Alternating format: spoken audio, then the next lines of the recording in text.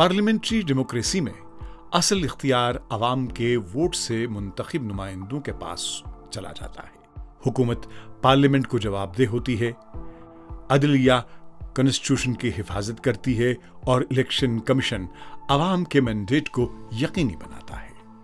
भारत ने 1951-52 में अपना पहला आम इलेक्शन करवाया। तब से आज तक मरकजी सतह पर कई हुकूमतें बदली हैं। मुख्तलिफ सियासी जमातों ने इख्तियार संभाला और फिर इलेक्शन के जरिए दूसरी जमातों को हुकूमत मिली। इस कंटिन्यूटी ने जमहूरी रिवायात को मजबूत बनाया।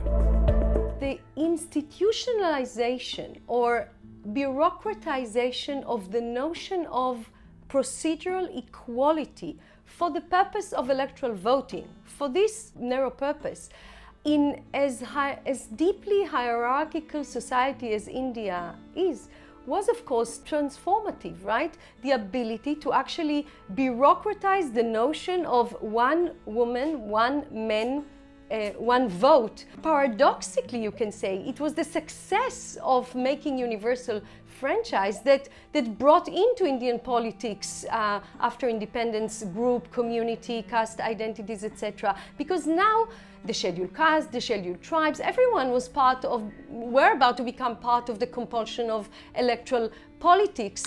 We have taken democracy in India out from simply parliament and the state assemblies and taken it right down to the grassroots, where in India today we have 300,000 institutions of local self-government, to which we have elected 3.2 million representatives, of whom 1.8 million are women, 86,000 of whom hold office in these local bodies.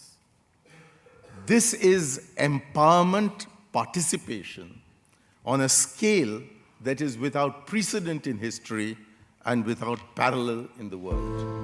Pakistan की सियासी तारीख में election भी हुए और अवामी हुकूमतें भी बनी, लेकिन इसके साथ साथ कई मर्तबा मिलिट्री हुकूमत ने भी निजाम संभाला। 1958, 1969, 1977 और 1999 की सियासी तब्दीलियों ने मुल्क की जमहूरी रिवायात को बुरी तरह मुतासिर किया। बहुत से पॉलिटिकल कमेंटेटर्स इस सूरत हाल को हाइब्रिड रजीम का नाम देते हैं। हाइब्रिड रजीम से मतलब वो निज़ाम है जहां जमहूरी तौर पर हुकूमत इलेक्ट होती है, मौजूद होती है, लेकिन कुछ अहम पॉलिसी एरियाज में गैर मुंतखब इदारों का भी नुमाया असर होता है। इस टर्म को मुख्तलिफ रिसर्च इंस्टीट्यूशंस और सियासी माहिरीन पाकिस्तान के सियासी निज़ाम की तशरीह के लिए इस्तेमाल करते रहे हैं। पॉलिटिकल स्टेबिलिटी का सीधा ताल्लुक इकोनॉमिक स्टेबिलिटी के साथ होता है। जब पॉलिसी में कंटिन्यूटी होती है तो इन्वेस्टमेंट बढ़ती है, इंडस्ट्रीज को फरोग मिलता है और इदारे मजबूत होते हैं। जब पॉलिटिकल अनस्टेबिलिटी या पॉलिसी अनसर्टेनिटी बढ़ जाए तो इकोनॉमिक प्लानिंग मुश्किल हो सकती है। जमहूरियत की कामयाबी सिर्फ हुकूमत पर मबनी नहीं होती।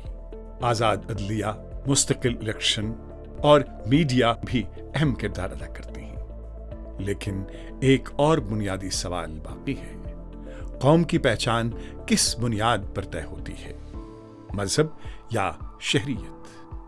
यहां सवाल पैदा होता है कि आइडेंटिटी, सेक्युलरिज्म और वन नेशन स्टेट का तसव्वुर क्या होता है।